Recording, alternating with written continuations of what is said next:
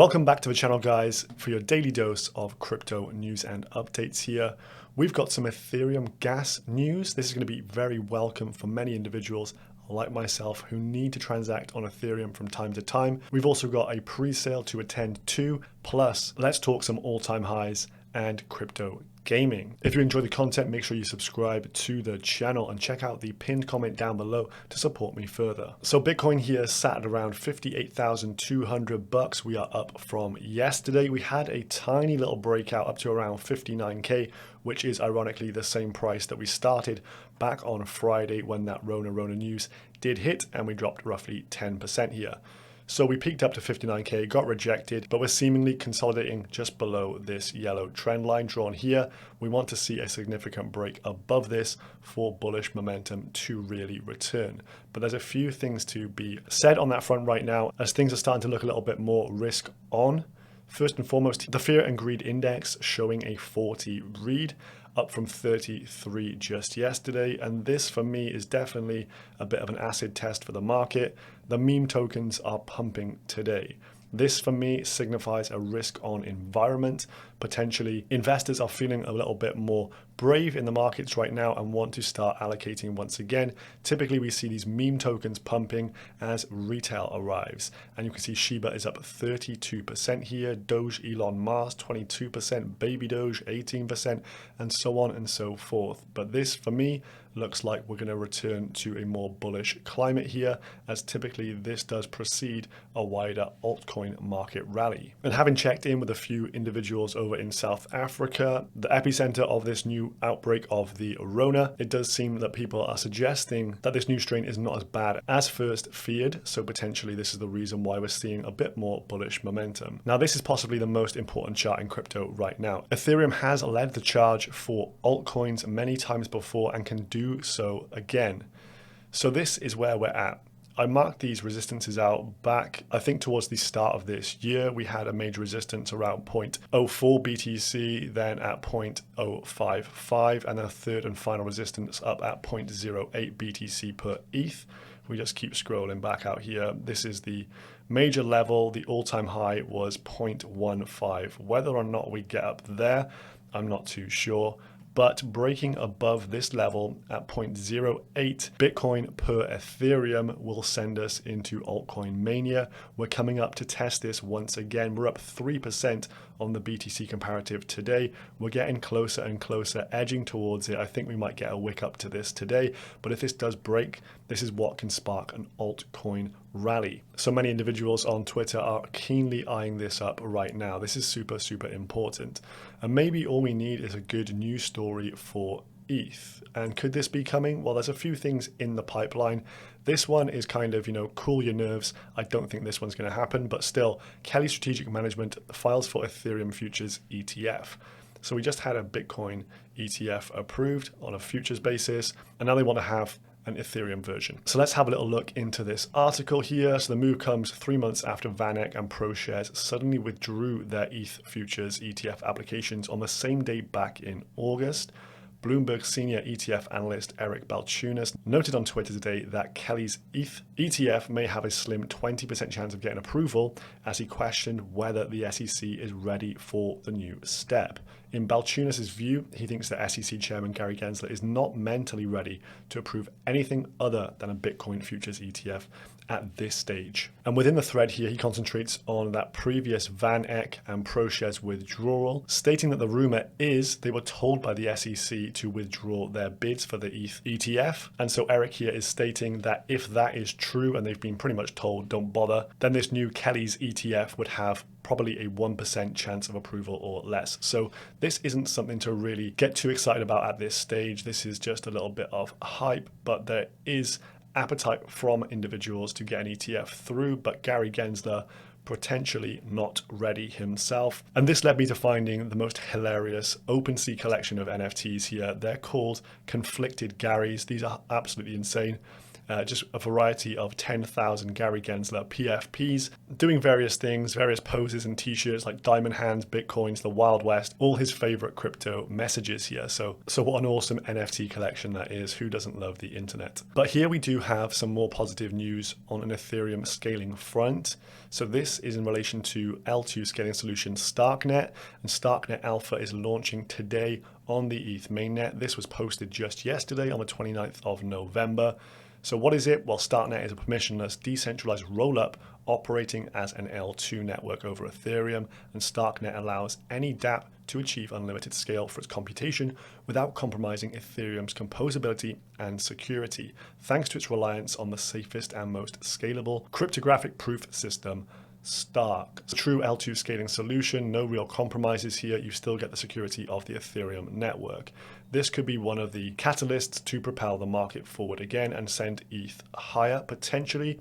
Airdrop when, question mark, but all ears are to the ground for this one. If there is going to be a Stark token drop at some point, I will try and sniff that out and let you know how to get involved. And additional to this, we're seeing some more EIPs in the mix here. Vitalik has noted that the gas fees are ridiculous and he wants to do something about it, and this is called EIP 4488. So I find this quite funny that during the last week we had that whole outburst from Suzu saying that Ethereum was sick in the fact it couldn't allow for normal investors to utilize it anymore, and so he was pumping AVAX like crazy. That seemed to actually be the top for AVAX and the bottom for Ethereum. Tides are starting to turn here right now, which shows you once there is a consensus in the room, oftentimes it is best to go the opposite direction. But this has led to Vitalik pulling his finger out a little bit and saying we're going to propose a new EIP, which is an Ethereum improvement proposal. So for the tech savvy, this is going to decrease transaction call data gas costs and add a limit of how much total transaction call data can be in a block. Essentially, the solution could decrease data transaction costs significantly, and estimates say gas costs could be reduced by 5 times. I was actually trying to do a trade the other day on Uniswap and it was going to cost me $200. So this would put it down to $40. Still not great, but I'd rather pay $40 than $200, and I need to do a trade on Uniswap tomorrow. So this won't be implemented in time for that. But for anyone utilizing Uniswap right now or the Ethereum layer 1, you know what times are like. It's pretty difficult to utilize it right now. It's so expensive. If you're pretty much doing anything under like a few $1,000, it's just not worth moving your funds about or completing the swap. There's just a huge opportunity cost. So EIP 4488 leverages a scheme called Call Data, which is utilizing a layer 2 solution such as Optimistic and ZK rollups. These hitting the news narrative right now, just as Elio predicted. The cost of rollup transactions is a function of the data they post back to the Ethereum mainnet, says Tim Bako. If a rollup compresses X transactions and pays Y gas fees to commit to the mainnet, the total cost of rollup transactions is a function of X and Y. To do this, rollups add call data to the transactions, which is currently priced at 16 gas per byte. If we reduce the call data costs, then we reduce the cost of rollup transactions. So TLDR transaction fees will go down, but this is a temporary band-aid solution to the overwhelming gas fees. Then on a macro front here, we had this from CNBC, Jerome Powell, the Fed chairman, to tell Senate the Omicron variant poses downside risk to the economy and complicates the inflation picture, i.e. inflation could run higher. And as Anthony Pompliano puts here, fire up the printer, brr. As it seems, printing money is the only way out of these situations. We've all seen this movie before. Now, next up here, we have the Trust Swap Launchpad for Sol Chicks. You should have received your email. If you go to the dashboard.trustswap website, you should have a mail sat in there telling you exactly how much you've got in terms of your allocation and where to send funds. I'm going to be sending my funds via the Binance Smart Chain network, as it will be a lot cheaper than using ETH. So the send fund messages should be there in your inbox, and the guaranteed allocations have ranged from a minimum $100 all the way up to $5K for the big stakers, but still a minimum of 100 is pretty damn good going. So as a reminder here, the starting market cap will be $9.5 million for Sol Chicks. So I'm predicting maybe a 10x out of this one fairly quickly. I think around $95 to $100 million initial market cap. We'll put this in line with quite a few other games that have not yet launched but are hyped. So potentially a 10x out the gate. And remember, we're getting 25% of our tokens up front. So if you put in $500, you're going to get $125 worth released. If that 10x is $1,250 in your pocket, quite a nice pickup. And as we're on stream here, Luna is breaking out into new all-time highs, $56.49. Let's have a look at the overview and refresh to see the all-time high here, 56.33. So it's literally pushing up into new all-time highs right about now, which is very, very nice to see. Let's pull up the 90-day chart here. You can see it's starting to get that hockey stick action. So as we predicted, UST had the parabolic run first. There was a bit of a lagging effect for the Luna price as we had this whilst UST was doing the hockey stick, and now Luna is seemingly doing a hockey stick right back at you. So if we just go over to the daily burn here, the amount of Luna being burned is incredible right now. 1.6, 1.3 million, 1.2 million, 1.2 million, 400,000 just today thus far. So the deflationary pressures on Luna token are kicking in. There is now a lower liquid supply of Luna tokens than there are Ethereum tokens. A bit of a loose statistic there, but a statistic nonetheless. And for those of you who have maybe wanted to use Anchor Protocol but aren't too sure about it, well, any critical bug on Anchor will receive a bounty of 50k from Immunify. But Do Kwon here, the leader of the lunatics here, is posting up a $1 million bounty for this. And he says, have at it. So if there is a bug to be found, I'm sure the hackers will want to get their hands on $1 million. So check this meme out. Buy Luna at $4, no thanks. Buy Luna at $30, nah. Buy Luna at $100, still nah. And then buy Luna when it hits $1,000. I want all the Luna. This is how FOMO in the market works. And I do believe we will see a $1,000 Luna at some point, potentially in the next 3, 4, 5 years, somewhere in that region. If you told me a year and a half ago that Ethereum was going to go up to around 5k right now, you probably wouldn't have believed that either. For Luna, with the deflationary pressures on this token, getting to $1,000 doesn't seem like fairy tale land anymore. So let's jump into the watch list of games here that I've got going on. We can see over the last 24 hours, we've got a few dips. Scala's dipped, Yield Guild's pretty much flat from the last day, down 7% on the week. Merit Circle continuing to pump. This is one I would like to get my hands on, but it's up quite significantly, but definitely a future blue chip in this space. Krabata up 12% here. Again, under 100 million market cap, I'm very much interested. Gamey, pretty much the same as it was yesterday. Blackpool token is up. Unix, that copper launch, is trading near where the copper launch ended off. A few retraces here for the likes of Citizen Finance, my DeFi pet IOI, and a few others, including Thetan Arena down here, which now has, I believe, over 1 million downloads for the mobile app. This one, again, is probably going to be a blue chip. If the tokenomics do really work out, this one could be the next Axie Infinity. So definitely worth having on the list here. The one I mentioned a few days back, PokerPet, has just continued to sell off here.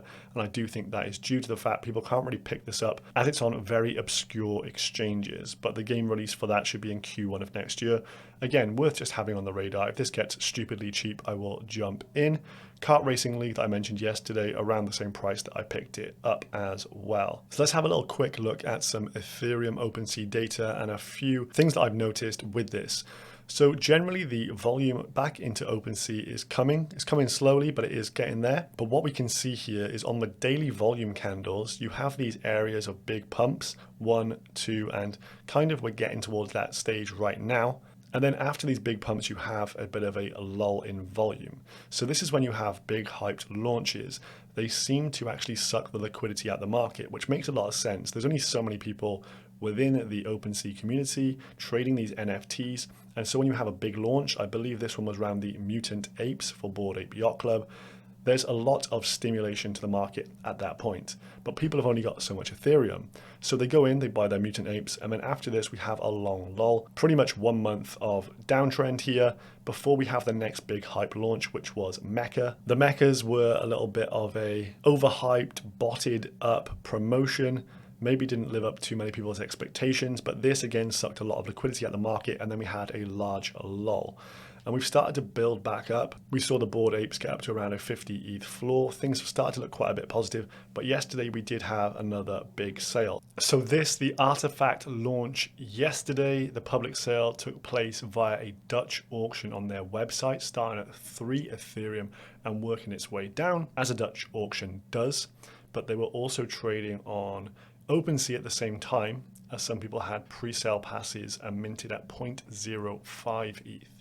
So people were buying here for like 2.8, 2.9 ETH, and they were trading at like 2.2, 2.3 over on OpenSea. So a bit of a strange one for some investors here who didn't know the OpenSea trade was open as well. As you can see, these haven't even been revealed, so buying them through the website was not a good look. But all in all, they're selling 20,000 of these items, and they're seemingly going for around 2 Ethereum a piece. A huge amount of Ethereum flowing into this project. So in my summary here, I believe this could be a bit of a top. Liquidity getting sucked out into this drop specifically, and then we might have another lull for NFTs whilst we rebuild a base of support before the next big hyped launch. But this won't be very good for any smaller projects right now. And then finally, just to say, check out the links down below for both FTX and Woo Exchange. You can trade for free on Woo if you stake 1,800 of their token. And FTX does have some fees, but you can save on fees using the ref link down below. These are the centralized exchanges that I use, and then I use decentralized exchanges for everything else. So will EIP 4488 potentially be the scaling solution to lower these gas fees for us investors? Let me know down below if you're confident that this will help be a band-aid solution. I'm sure a lot of people are going to say no to that, as we've seen nothing but high gas fees on Ethereum for so long now. But I hope you enjoyed today's episode. Like the video, subscribe, comment down below, and I'll catch you guys in the next one. Goodbye.